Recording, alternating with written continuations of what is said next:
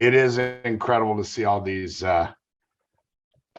faces popping up, and it was so incredible to see so many of those faces live this summer at the national tournament. And as I see the faces on Zoom again, it just brings back all those incredible memories of what felt like this massive family reunion for those of you that were able to join us. My job tonight is really I think the most important one, but it's also kind of the easiest and most simple, I guess. And that is to welcome you and thank you. I said it last year, but I want to reiterate it again. And that is that I truly believe with all my heart, with all sincerity, that the leaders on this Zoom right now and those that you represent and the thousands of educators that you worked with through the pandemic saved the activity. And in many ways, you saved the organization. And I think all of us will forever be grateful for the collective effort that all of you did during that time. I kind of feel like you saved the activity at the time so it could have a future.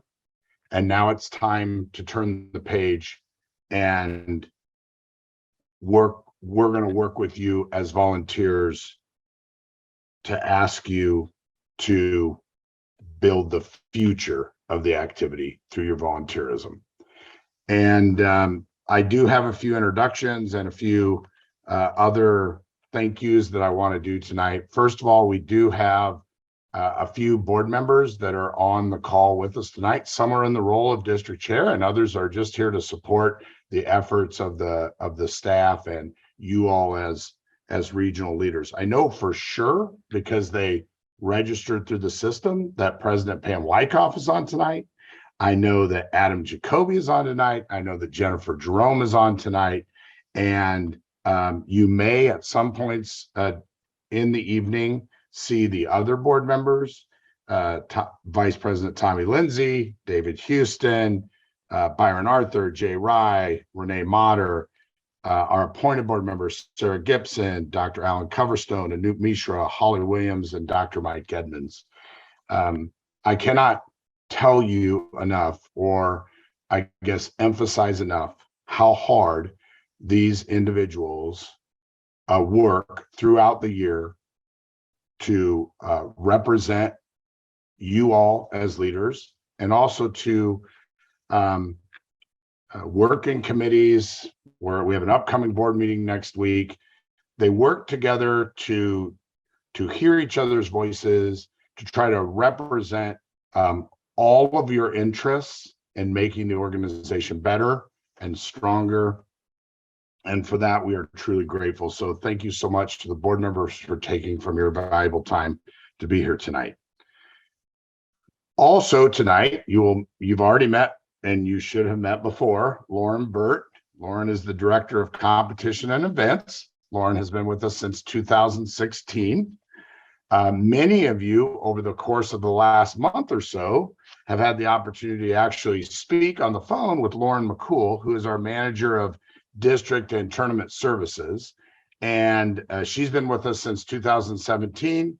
And as her title would portray to you all, Lauren has a dedicated position that is designed to help you all in your efforts as district leaders, both in building the membership infrastructure within the district structure, upholding the honor society and fulfilling the mission of the organization, but also, of course, the tournament services that go along with that. So we have a dedicated staff member who is devoted to spending much of her year focused on you all being successful as volunteer leaders. And so please don't hesitate to call upon her. And I know already that she's told me that the phone calls have been extremely fruitful in having an opportunity and Zoom calls and so on to touch base with all of you so that we might help you succeed. And then tonight, you're going to be introduced to Dr. Paul Porter, who just came to us in early 2022. Dr. Porter is our new Director of Diversity, Equity, and Inclusion. We are extremely excited and privileged to have Dr. Porter and his expertise at the organization. I think you will find out tonight that Paul has an incredible approach to such an important core value of this organization. And I hope that you will embrace his incredible leadership and that you all will really welcome him into the fold.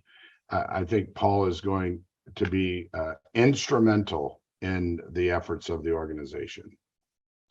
So I promised Lauren that I wouldn't take very long because, if I get going, I could be pretty windy. But so the rest of the night will be the people you really want to listen to.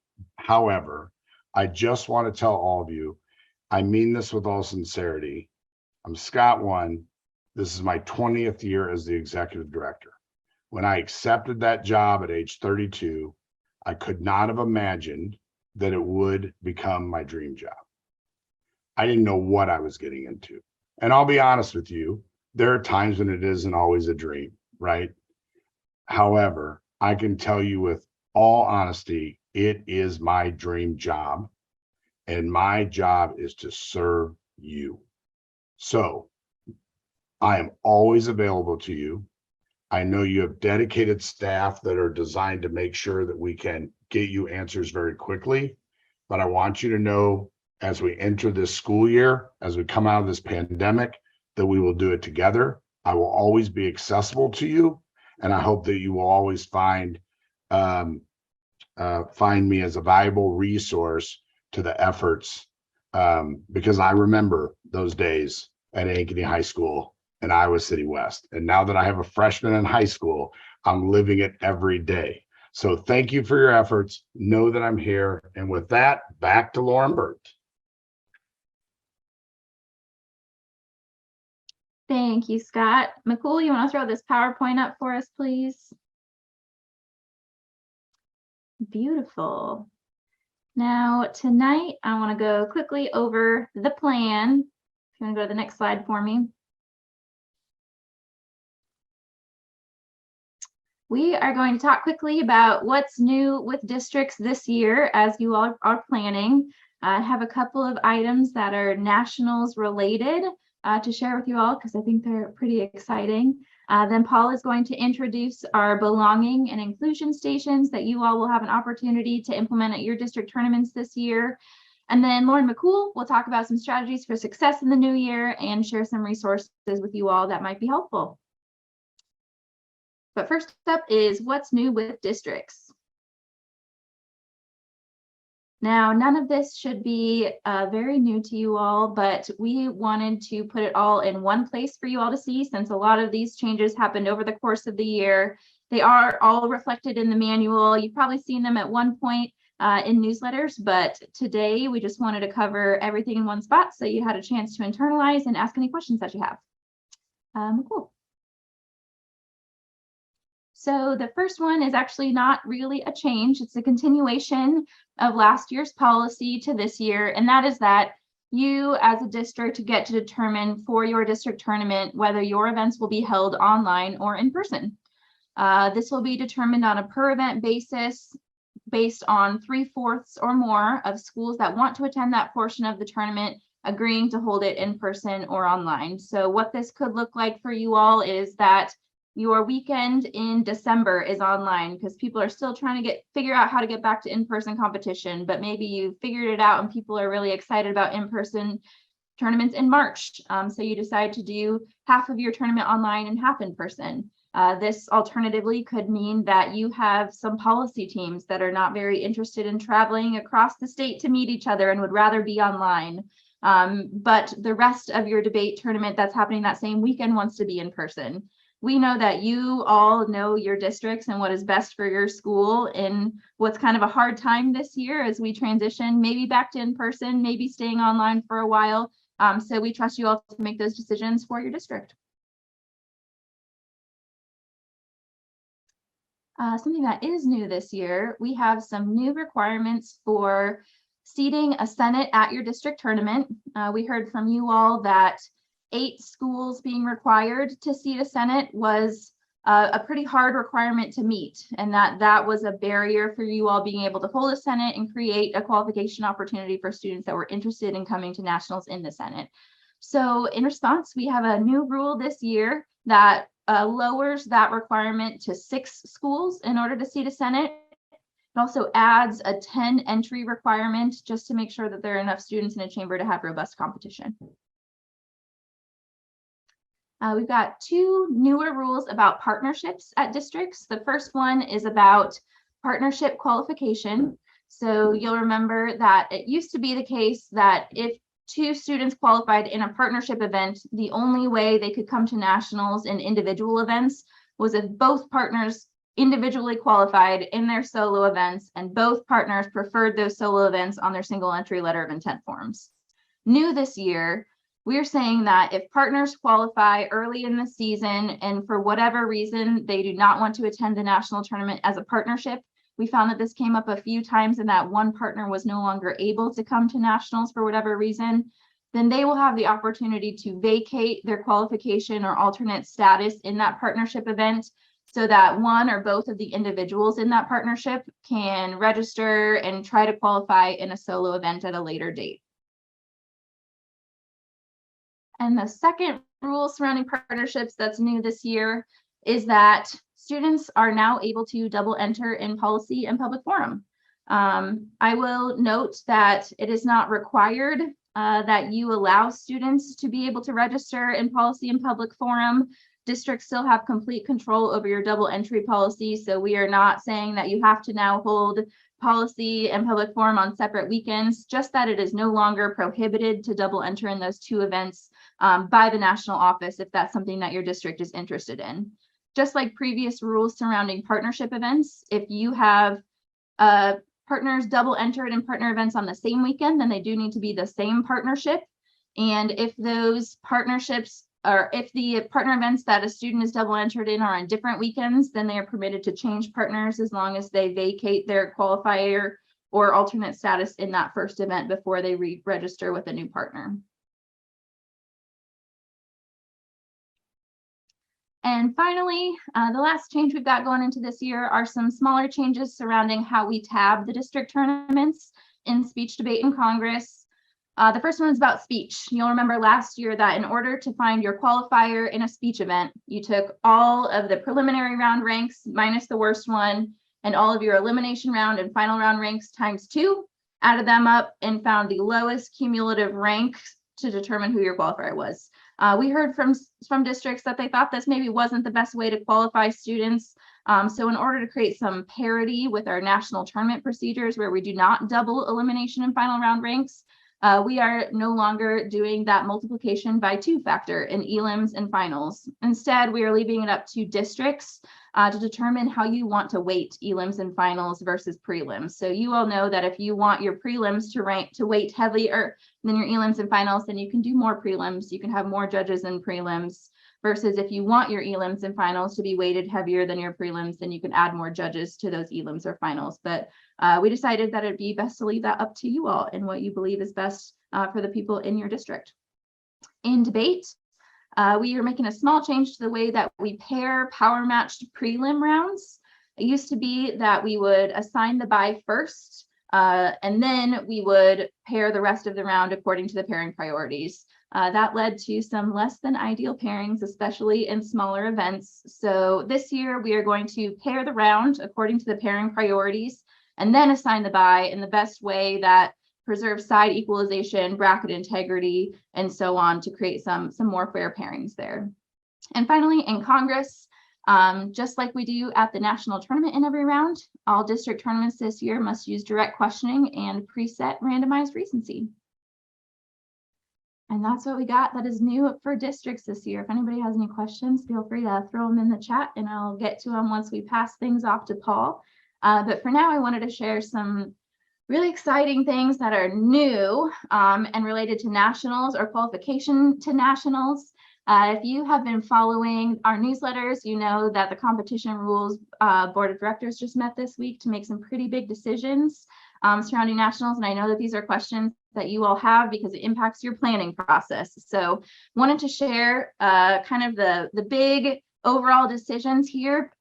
We don't have a ton of details yet because these were just passed a couple of days ago, but more information to come. Wanted to share it with our leaders first so that you all can take these into account in your planning processes.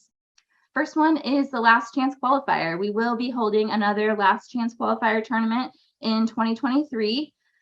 You'll remember last year, it feels like last year was actually like 3 months ago. In May, we held a last chance qualifier as a second shot for students who did not qualify out of the district process to be able to come to nationals in their main events. The requirements for entering will be the same as last year. Your school has to have attended the district tournament in order for you to enter students into the last chance qualifier. We still want to incentivize that district participation, but students do not need to have attended the district tournament in order to enter the last chance qualifier. We know that there are a million reasons that students have scheduling issues or are sick or have other things going on district tournament weekends. So we still want to create an opportunity for them to qualify. This will look pretty similar to last year's tournament with a few changes. We're still working on dates, getting registration open. But one new thing we're doing this year is that we will be creating an additional qualification opportunity specifically for schools who have no qualifiers to the national tournament at the time that they enter the last chance qualifier. So some more details will be coming out about that soon, but super excited to do this again with y'all. Online supplemental events. You'll remember last year for the national tournament, we had our in-person supplemental events in Kentucky. And then the weekend before, we did online divisions of all of those supplemental events. Unfortunately, we didn't have a lot of interest and our participation rates were pretty low. So we will not be continuing those online divisions for the 2023 national tournament. Instead, we're going to continue to focus on creating some more free online competition opportunities for schools that want or need them throughout the year. Lauren McCool is going to talk a little bit about our Springboard series, which is one such opportunity that would love for you all to join us in or share with the schools in your district if that's something they'd be interested in. Middle school nationals. Excited to share that we will be back in person this year for middle school nationals in Phoenix and Mesa. Just like the footprint that we used for middle school nationals in 2019 and before, we will have the Tuesday of the high school national tournament will be registration for the middle school nationals. Wednesday, Thursday, Friday will be competition. We will have finals and awards on Friday. And of course, we will invite our middle school champions on stage for the very cute recognition, which is one of our favorite parts of the award ceremony.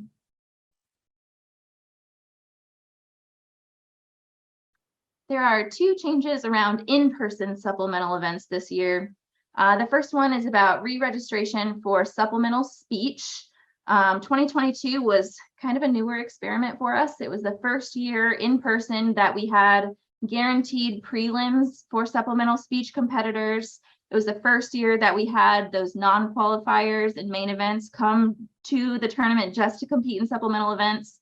And it was also a record-breaking year in terms of the percentage of students not moving on in main events that re-registered in SUPs. That combined with the fact that students were able to register in 3 supplemental speech events meant that the schedule was slightly unreasonable for judges and participants and really hard to communicate and keep on time. So this year, we want as many people as we can to come and participate, but we want to make sure that everybody has a good experience. So we are going to limit re-registration and supplemental speech events to 2 total events, 1 per pattern. That should solve some of the issues we had last year because instead of having to pattern A and B rounds and double flight them, we will just be able to pattern them now. So students should not be sprinting across hallways to get to their 3rd event, nor should students be sitting around for 4 hours waiting for their 2nd one to start. So next. Our last one is that we have are continuing our non-qualifier supplemental event opportunities. You'll remember the last 2 years, every school that attended the district tournament had the opportunity to enter up to 2 students who did not qualify to the national tournament in supplemental events.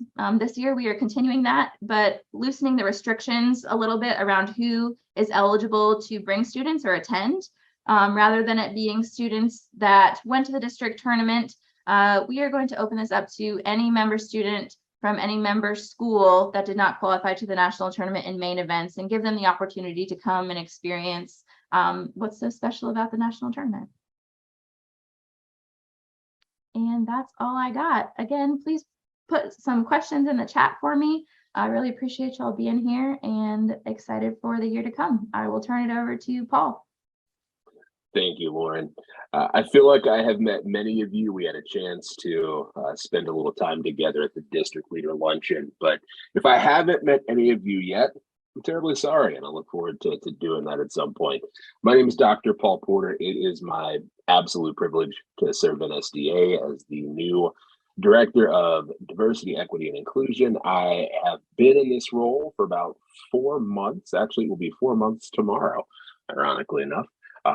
And I've had the opportunity to do some outstanding work and meet some outstanding people. And I am incredibly excited to connect with you all virtually or face-to-face by phone, text, or email. So you'll see my email pop up with everyone else's at the end of this presentation. If you have any questions about DEI initiatives, our new equity commitments that will come out in the rostrum, or about our belonging and inclusion stations, which I'll talk about here in just a moment, please feel free to reach out. I am available to you in any way possible. Scott talked earlier about this being his dream job and how you as leaders have saved in SDA, and I want to extend that to Scott. Thank you, sir, for giving me my dream job, as well as what you have done to lead us in the work that we do for you. It's a privilege to serve under you. And it's a privilege to get to connect with you all and to offer these resources to you. But before I can talk about the resources, let's go through a quick agenda, and then I'll get into why we are doing the work that we're doing. So we're going to take a few minutes to really conceptualize the idea of diversity, equity, and inclusion here for NSDA, and then we'll get into the belonging and inclusion stations. I'm going to give you a bit of a shell of what this tournament resource will look like. And for those of you that were at Nationals in Louisville or participated in the 2 online tournaments, you probably are familiar with the equity office. This is essentially an advancement of that office. So it's going to be a very similar resource with a newer infrastructure and hopefully a clearer scope. But it's also our hope that this is something that you will consider having at your district tournaments. And so if that is something that strikes you as a benefit and something that you are interested in, please feel free to join me on October 4th at 6 o'clock Central Time, where I will hold an info session to talk a little more specifically about the BIS, as we are calling it. So again, you're going to get a shell of the belonging and inclusion station with much more detail to come. We'll also talk a little bit about implementing, and I'll happily take questions if you have any. But before we can get into the actual resources, I want to take a moment to kind of conceptualize diversity, equity, and inclusion here at NSDA. Let's go on to the next slide, please. My observations about the work that we do when it comes to diversity, equity, and inclusion really stem from an interesting philosophy. I've noticed that we hold, NSDA has a ton of resources to help you create the most equitable, safe, and fair environments possible for all members that come to NSDA sponsored tournaments. And we do a really good job of letting our entire community know that equity is at the forefront of our core values. But I've taken some time to really think about why. And when you read the rostrum, please take a look at the 2022-23 equity commitments, where you will actually see this paragraph, hopefully starting to create a conceptual framework for why equity is a core value. I'm not going to read it to you, but I am going to pinpoint the pieces that are in gold, because it really is the crux of what we are thinking about and what stands as our philosophy behind equity as a core value. And it's simple. We feel that all members of this organization deserve the opportunity to compete in speech and debate, however, doing so in a way that aligns with our mission. More immediately, it is our perspective that everyone who participates with the National Speech and Debate Association deserves a caring and welcoming environment, one that fosters inclusion, one that affirms identity, celebrates lived experiences, and most importantly, protects from harassment and discrimination. So when you hear us talk about our DEI programs, our equity initiatives, even equity as a core value, please know that this statement captures the why as to our conceptual framework for doing equity work at this organization. And we can now go on to the next slide. I am so incredibly excited to share the newest piece of that equity work, and that is the Belonging and Inclusion Station. Once again, I want you to know that this is replacing the equity office. So if you have heard that phrase before, know that that is very summer 2022, and we are now moving on to the Belonging and Inclusion Station, or the BIS. Now, this is a tournament resource that we are hoping that districts will implement at all of their tournaments. This is something that will also be at the national tournament. So as I'm talking through this, I'm hoping that you'll think about how you may be able to implement a BIS at your district tournaments. And we can talk about ways in which you can appoint a belonging and inclusion advocate, who is the officer that works the tournament, and know that there will be more opportunities later on this fall to learn how to implement the BIS and all the details that come with it. But to get into the nuts and bolts, we'll go on to the next slide and we'll get into the nuts and bolts about the BIS. So the Belonging and Inclusion Station is essentially a space where anyone participating at the tournament, students, coaches, judges, parents, visitors, etc., will have a space to report any instances or incidents in which our discrimination and harassment policy has been violated. So this will be essentially a harassment and discrimination reporting space. It's not necessarily going to be a place for general information. We will, as I understand, continue to obviously have a tournament staff. And so those issues, examples like that you'll see at the bottom in the neon green box. So at the bottom of that box, you'll see some examples of what the BIS is not intended for. So if an individual judge has not filled out a judge paradigm, we're not necessarily bringing that to the equity office, but rather if a student is being frequently misgendered or is hearing or using offensive language, if someone's hearing inappropriate remarks or things that clearly violate our harassment and discrimination policy, that's what they're coming to the BIS for. It felt to me really important to clarify the scope so that we know that we're a resource and that we're clear in the resource that we're offering. Any other issues that you may have at tournaments, we'll do our best to get you to the right place so that those can be handled. But we also don't want to create an expectation that the BIS can be a complete and total catch-all. We're really looking to address issues of harassment and discrimination.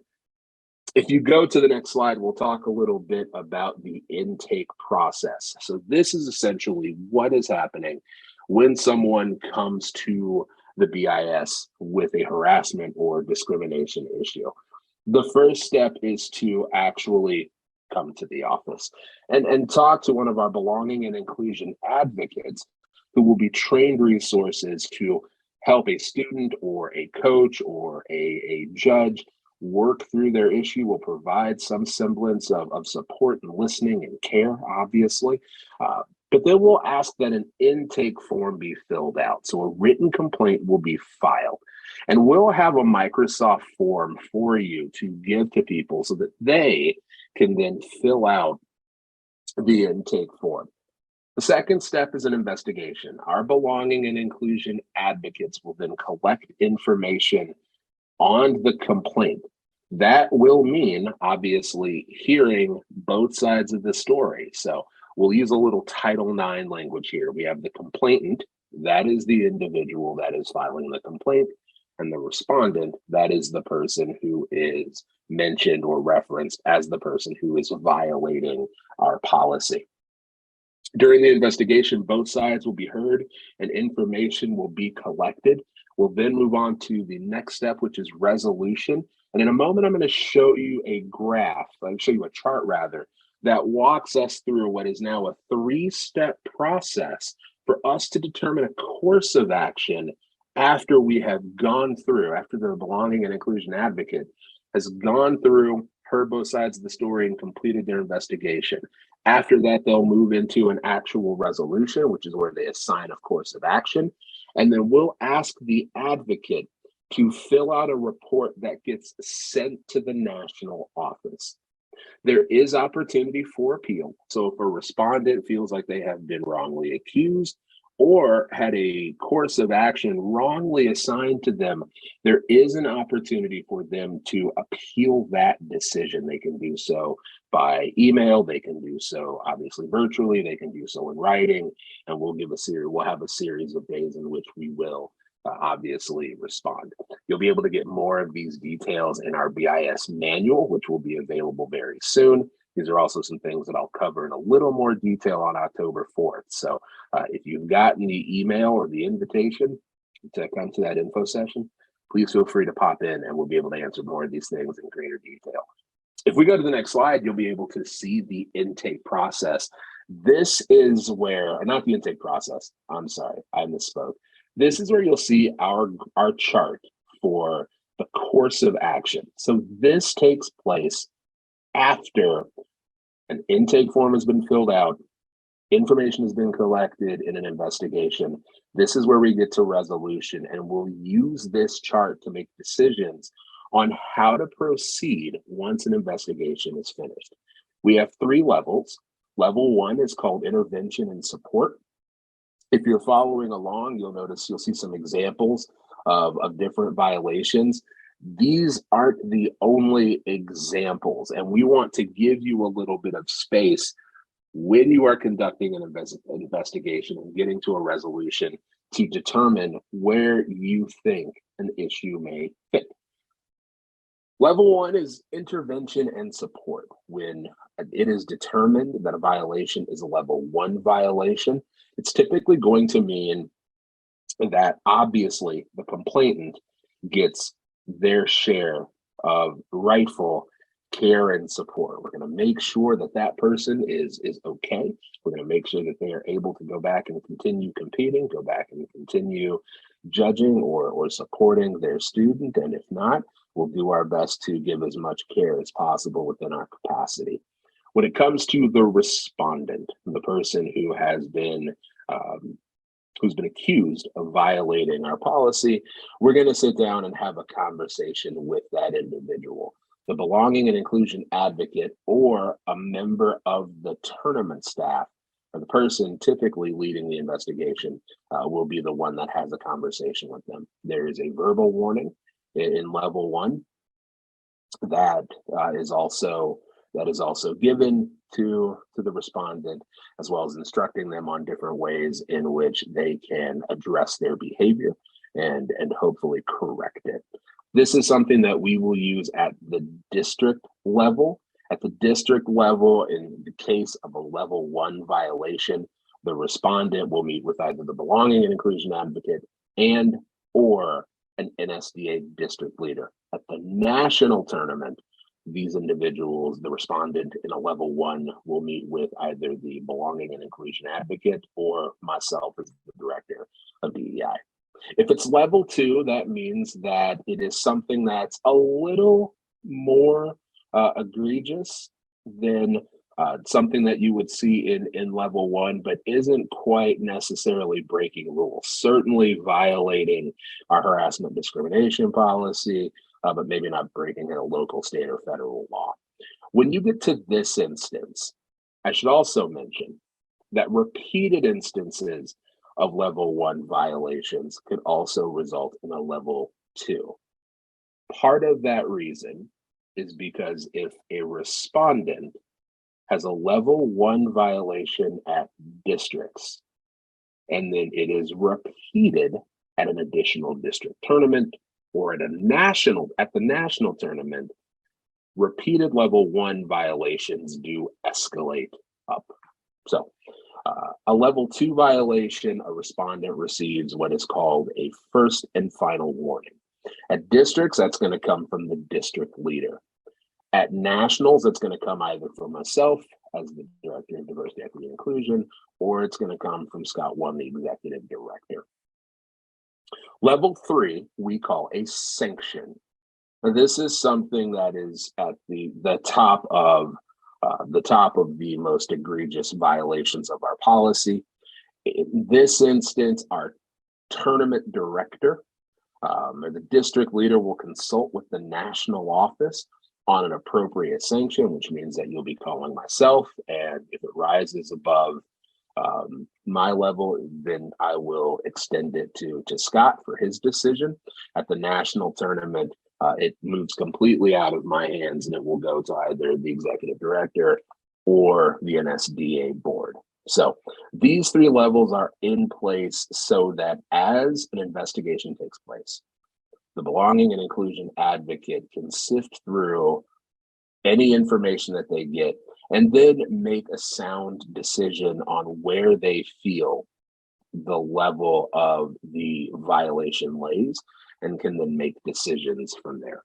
Now, I know I've said a lot of stuff, and that's because I've given this a little more detail than I necessarily had to, and plus I'm very talkative. But please know that when you are working through this section is probably the most difficult section.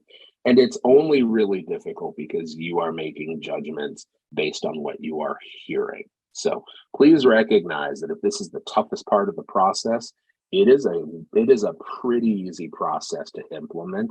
And we'll get to talk about that a little more here later on. But let's go on to the last slide, because it is my belief that the BIS is as easy as 1, 2, 3. 1, visit our webpage, speechanddebate.org/BIS for more information. Again, there is a comprehensive manual that will be coming soon, and it's going to give you all the good nuts and bolts about implementing a belonging and inclusion station, the role of the belonging and inclusion advocate. It's going to give you all the details of the investigative process. Think of it as your BIS playbook. And if you can follow the playbook, you're going to be in great shape. 2, join us for the BIS info session on October 4th, where we will get into some of these details. We'll also be able to talk about the manual a little more in depth. And then number 3, know that all of your belonging and inclusion advocates will be trained. So if you select an advocate from your district committee, you will give that name to me. I'll reach out to them, and they will be trained on how to run a BIS.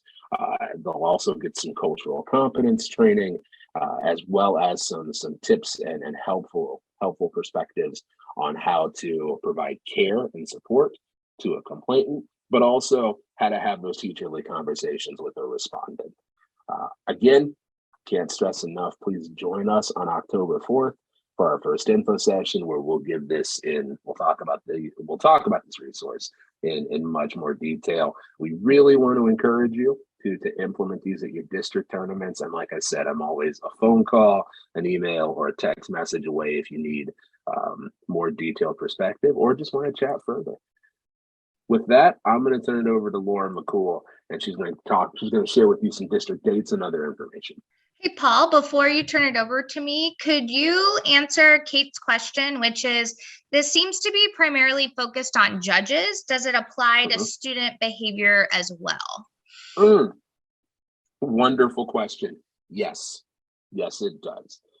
We are going to really put some deep emphasis on the climate and environment of our tournaments. And so that means that our expectations for equitable and fair and safe behavior, that's a responsibility that falls on all participants, students as well, coaches, judges, but also our students. Thank you. Mm-hmm. All right, folks, So I am Lauren McCool, as Scott introduced, and I have some news for you. We just hired a third Lauren at the NSDA. We are debating how we're going to be called. Since I am age-wise the oldest, we will not be referring to each other by young Lauren, old Lauren, middle Lauren. No, I think, we'll figure it out, but just know that there's more Lauren goodness coming your way. She's in finance, so hopefully it will be a little less confusing. But it's been such a joy to get to talk to so many of you for the past couple of weeks, and we will be continuing to have those conversations. We'll talk a little bit more about that. But as a transition from Paul's talk about the BIS, I have a couple of things I want you to start considering, because on October 1st, the district dates form on tabroom.com will open. So what that is, for those of you who happen to not remember, it is a series of questions built into tabroom.com that gives us the basics of what to expect from your district for this season. We'll ask your dates, we'll ask when you're hosting, what events and where, and then we're going to start to ask some questions about the how you host and what you're planning as part of that process. So a couple of things to discuss with your committee as soon as possible are here on the screen. The first one, the typical things: dates, locations, and schedules for your district tournament series. I'd also add that you might want to consider the online versus in-person element so that you can start having those conversations with your membership as soon as possible. Because as Bert said earlier, that does extend beyond your district committee. So it's not just the 5 or 6 of you that make that decision.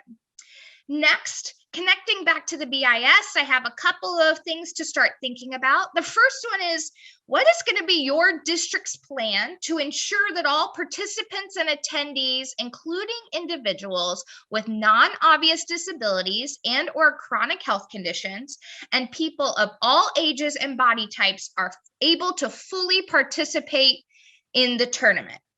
In the past, we've referred to this as an accessibility context, but we haven't always explained what that means. So in good teacher fashion, we can't hold you accountable to it unless we explain it to you. So we're working on providing better resources for this kind of thing. The next one is, what requirements will you have in place to best ensure a culturally competent judge pool? A suggestion that we have and we use is the NFHS cultural competency training and other similar projects. Paul is also working on improving those resources for us in the coming year, but doesn't hurt to get started with what the NFHS has, and then maybe even add on what Paul will create later in the year. But what is your district going to do to ensure that you have a judging pool that has those skills? And then who will serve to be trained? Oh, look, there's a typo. That's why I'm a speech teacher, not an English teacher. Who will serve and be trained as your district's belonging and inclusion advocate? So who is someone that feels passionate about this kind of work? They don't have to be on your district committee. They can be a coach in your community that is maybe already doing this kind of work. Or if someone feels like they'd like to learn more and dig deeper, this may be a great role for them. And in general, what is your district's plan to address the instances of harassment and or discrimination should they arise? Hopefully, you will do a lot of training and a lot of planning and never have to use these things. But we want to always have that ready to go. If you're not going to follow the specific BIS this year, what are you going to do? Those are questions we're going to ask you as part of the district dates form. So you might want to go ahead and start having those conversations. To recap, the district dates form opens October 1st on tabroom.com. Even if you are a SpeechWire district, which you certainly may be, Ben is fabulous, excellent customer service. But if you're going to, you got to fill this out on tabroom.com regardless, because it starts the process that will eventually be used for your nationals registration. Kind of kicks that off in the backside of Tabroom. If you host any part of your tournament this year before the winter holiday break that so many take, you need to have that form to me by October 31st. And if you begin all of your tournaments second semester or in the new year, you have till November 30th. When the form is open, I will also send you a step-by-step guide with pictures on how to fill out all the different things and explain them more. So if this is a little overwhelming, know that more details are coming, but go ahead and start having those conversations. Thus, the plan. The NSDA should, can you tell that I was a policy debater and a theater kid? So I'm trying to do both in this moment. That being said, I have had so many fun conversations with y'all. I have learned so much about your local districts, about your local schools, about even your families and your classrooms. Like, did you know that Rachel Page is a science teacher? She literally was doing science experiment prep while she was having the meeting with me, like white coat and all. Very impressive. So it's been a real joy. I feed off of that, getting to know you. And as I've said to people a lot, these meetings are so that we don't only talk to you during times of crisis or rules questions. We want to connect with you in a way that serves us all year long, and so that we can be proactive instead of just reactive, and so that we can provide that conversation through resources and support otherwise.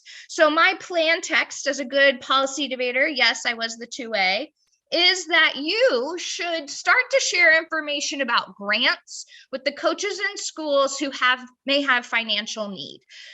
There's a Keith West Memorial Fund school grant that has its deadline later next week.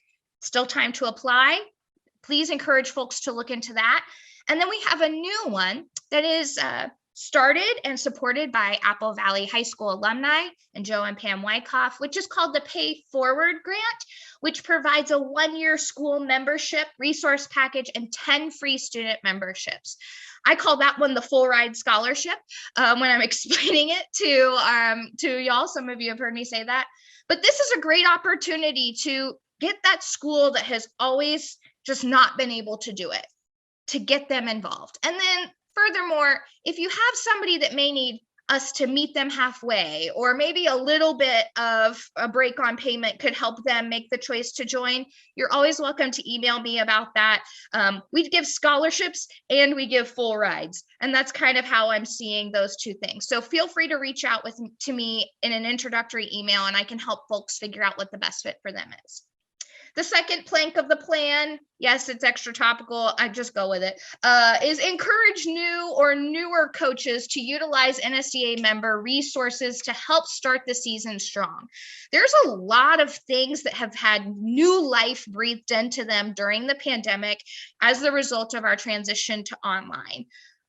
First, you might need to sit down and actually explain and walk through with folks how points and degrees work. Why do they need to enter points? What do points get teams? What do degrees mean for students? There's a lot of us that when we started coaching had no idea what that meant. And it took a Tim Sheaf to explain to me how that mattered and why it mattered. So be someone's Tim Sheaf and sing show tunes with them and teach them how to use points.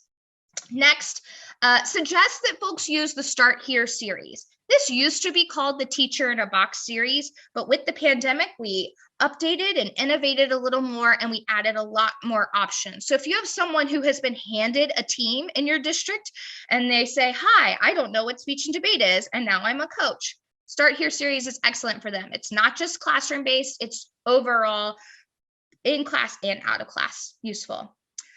Anyone and everyone can find a course on NSDA Learn that can apply to them. We, especially for more seasoned coaches, encourage you to look at the how to serve your students in different identity groups. We're constantly adding more of those. And then finally, we're going to talk about springboard scrimmages. So the NSDA Springboard Scrimmage Series, supported by the Burke Foundation, is still up and running again this year. And it's got some new levels and new ideas, but it's still the great opportunity that folks took advantage of last year, and we hope that we'll continue to take advantage of it this year.